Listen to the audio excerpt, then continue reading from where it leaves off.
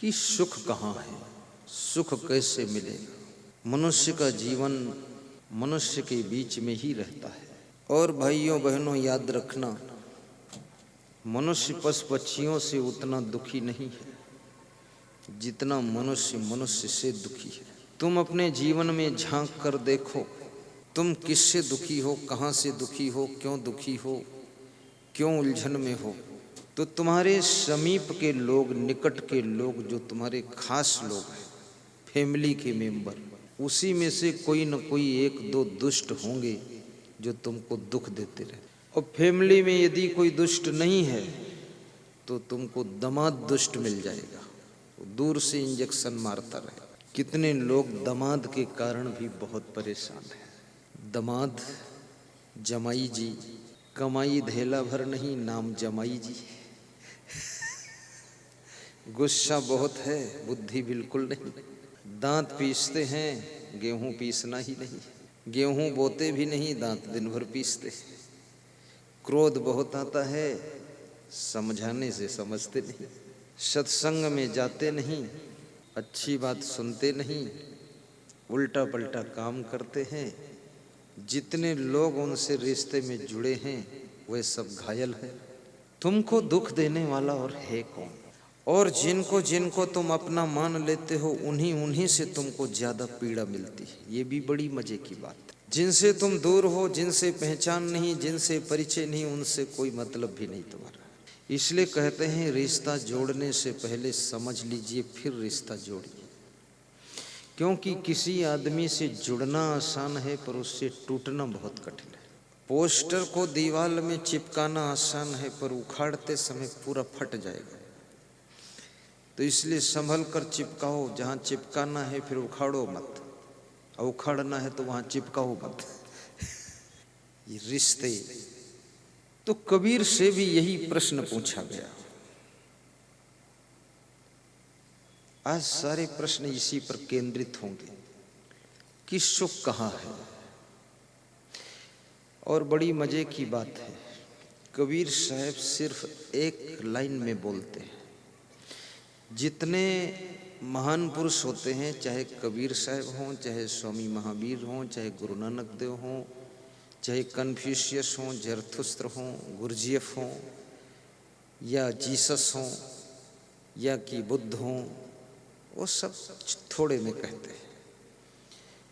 उनका वो ज्ञान मंत्र जैसा होता है। चाहे श्री कृष्ण हो या राम हो, थोड़े में उत्तर देते हैं। ये तो लंबा चौड़ा व्याख्यान हम लोग करते हैं, और इसलिए करते हैं कि उस समझ में आता नहीं लोगों के, इसलिए हमको उसको विस्तार देना पड़ता। 700 श्लोक की गीता श्री कृष्ण ने अर्जुन को सुनाया है। 700 श्लोक। अब सोचिए आप, पूरी गीता में 700 श्लोक हैं। दीपक जैन ध्यान देना, 700। और 700 श्लोक सुनने के बाद अर्जुन का मोह भंग हुआ है। नष्टो मोहा अस्मृतिर्लब्धा।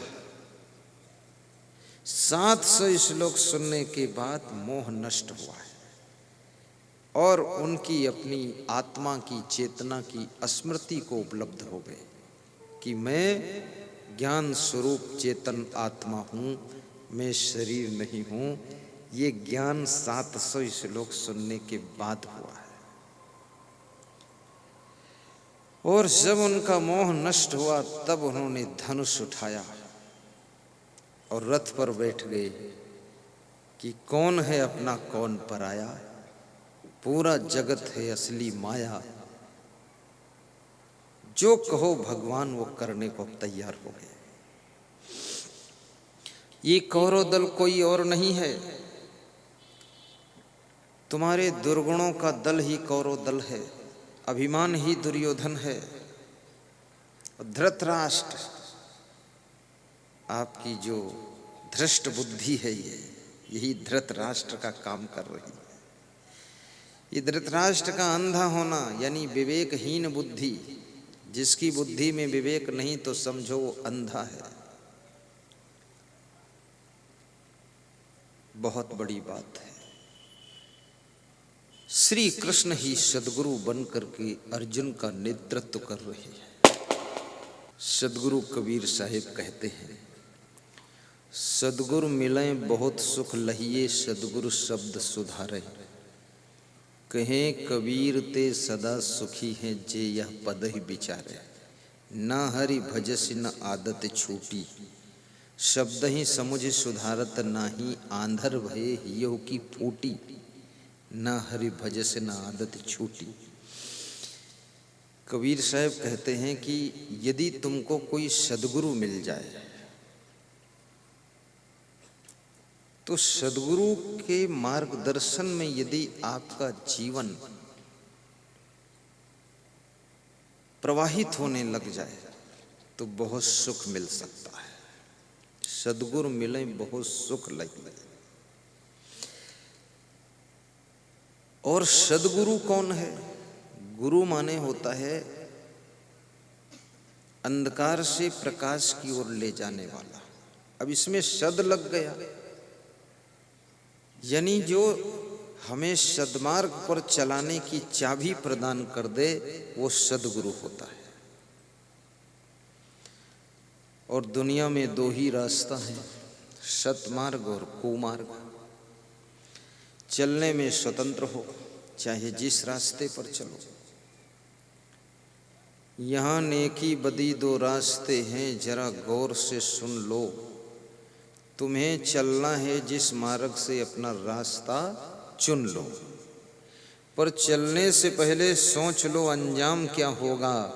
भलाई कर भला होगा, बुराई कर बुरा होगा। शक्कर खिला शक्कर मिले, टक्कर खिला टक्कर मिले। नेकी का बदला नेक है, बदी का बदला बदी देख ले। ये संसार बड़ा विचित्र है। कुएं में तुम झांको और कहो जय श्री राम, तो कुएं से डबल ऊंची आवाज निकलेगी जय श्री राम। और कुएं में कहो तुम मूर्ख हो, तो कुएं से आवाज निकलेगी तुम मूर्ख हो। ये संसार एक ऐसा कुआं है, इसमें तुम जो भी बोलोगे उसका दुगना वापस होगा आपके पास, 10 गुना वापस होगा।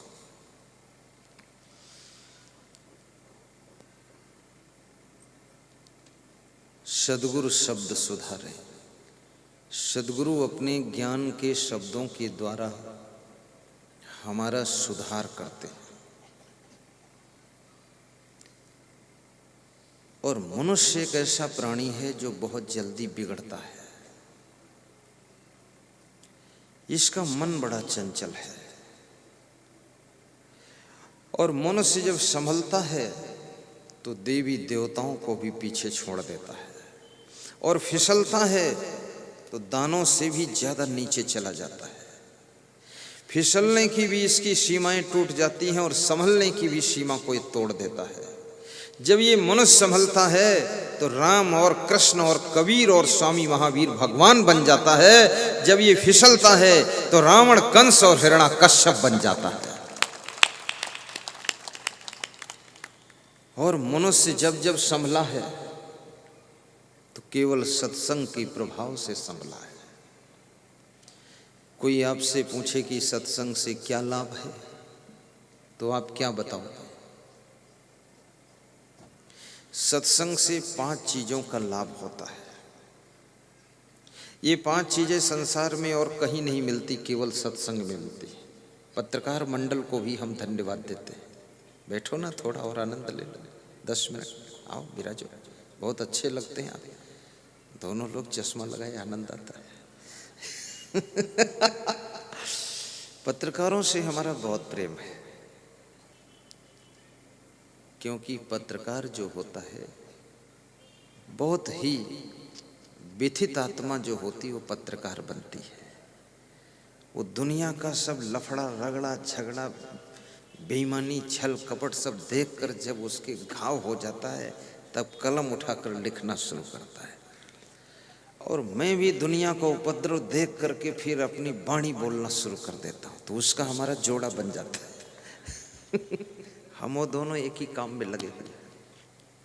कम से कम पूरे भारत देश में 500 पत्रकार हमारे साथ में जुड़ा हुआ है, भक्ति भाव में, बड़ी श्रद्धा से सेवा करते हैं।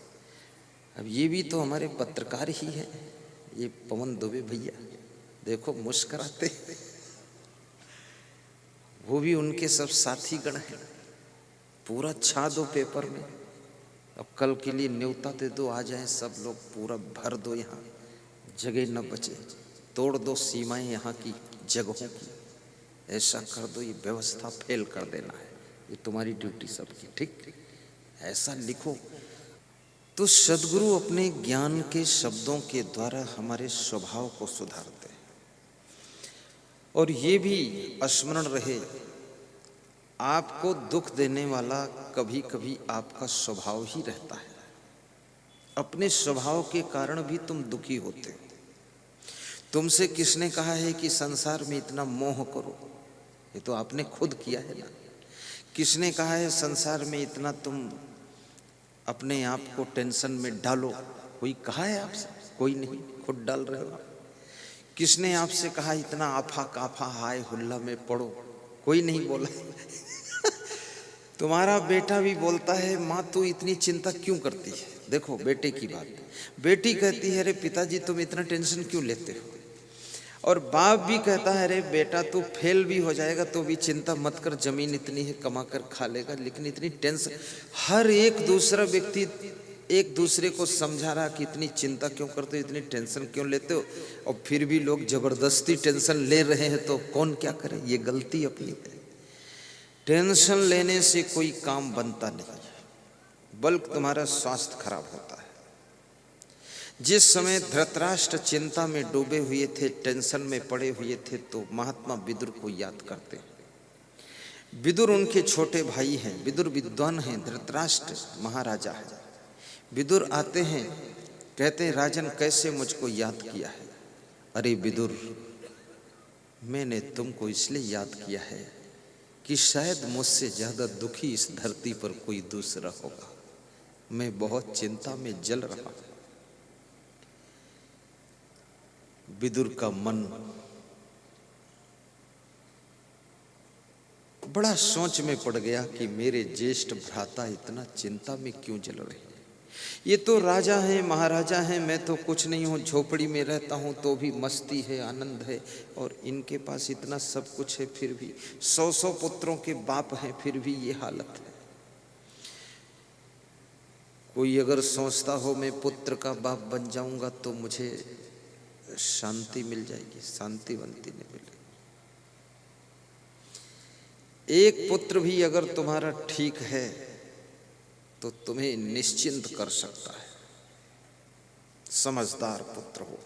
एकोपि गुणवान पुत्रो निर्गुणेश्च सतैवरा एकस् चंद्रस्तमो हन्ति नच तारा सहस्रशः एकेन अपि सुवृक्षेण पुष्पितेन सुगंधिनः वासितम स्याद वनम सर्वम सुपुत्रेण कुलम यथा।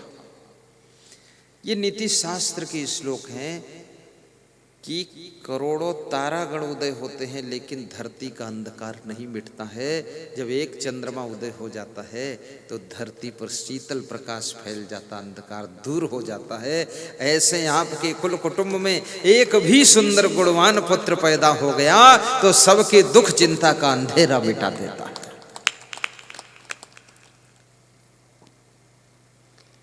एक सुगंधित फूलों से लदा हुआ वृक्ष छोटे से जंगल को खुशबू से भर देता है। जंगल में हजारों वृक्ष हैं लेकिन किसी में फूल नहीं खुशबूदार, तो कोई सुगंध नहीं, लेकिन एक भी वृक्ष अगर खुशबूदार फूलों से लदा है तो पूरा जंगल महकने लग जाता है।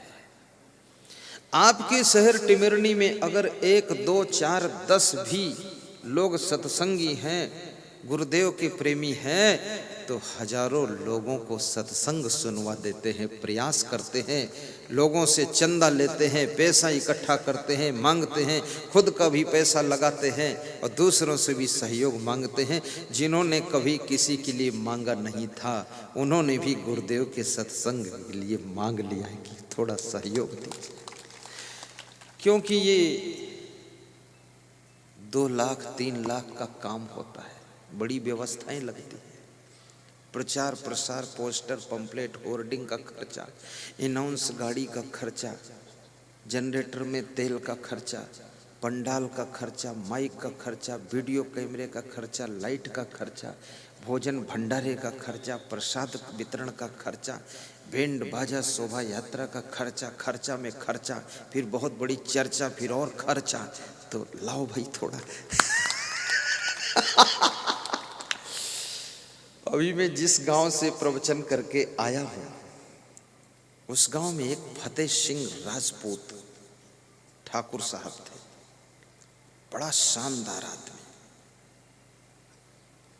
उसने 1,05,00,000 रुपया मांगा, लोगों से इकट्ठा किया और राम मंदिर बनाया, राम मंदिर, और मुझे ले गए दिखाने के लिए। गांव के लोग शोभा यात्रा के साथ वहीं से प्रारंभ किया। तो उनका नाम बताया, ये फतेह सिंह ठाकुर साहब है, ये बहुत बड़े आदमी है, लेकिन बहुत बड़े ईमानदार है, बहुत जिम्मेदार है, वफादार है, बहादुर है।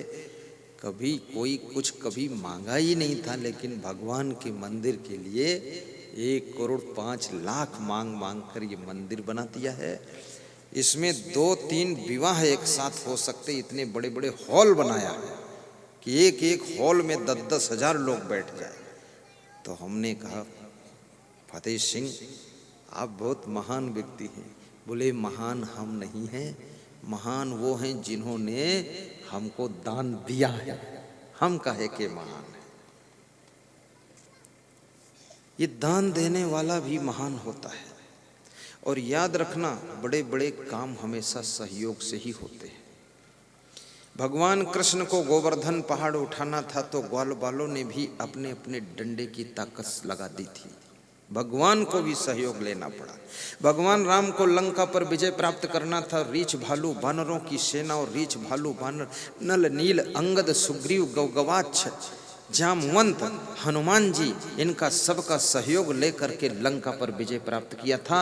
भगवान को भी सहयोग की जरूरत पड़ती है, तो हम आप जैसे इंसान को सहयोग की जरूरत क्यों नहीं पड़ेगी। और बड़ी मजे की बात है, जब रीछ भालू बानर सहयोग कर सकते हैं भगवान को, तो भगवान के कार्य में हम तो सुंदर मनुष्य हैं, हम क्यों नहीं सहयोग कर सकते हैं। इतनी अच्छी बुद्धि मिली है, इतना अच्छा धन दौलत मिला है, उसमें से मुट्ठी भर हमको धर्म के कार्य में लगा देना चाहिए, जिससे लोग सत्संग सुनकर धन्य हो जाए। हर चीज इस जगत की कुर्बान धर्म पर है, कुर्बान धर्म पर है। हर चीज इस जगत की कुर्बान धर्म पर है।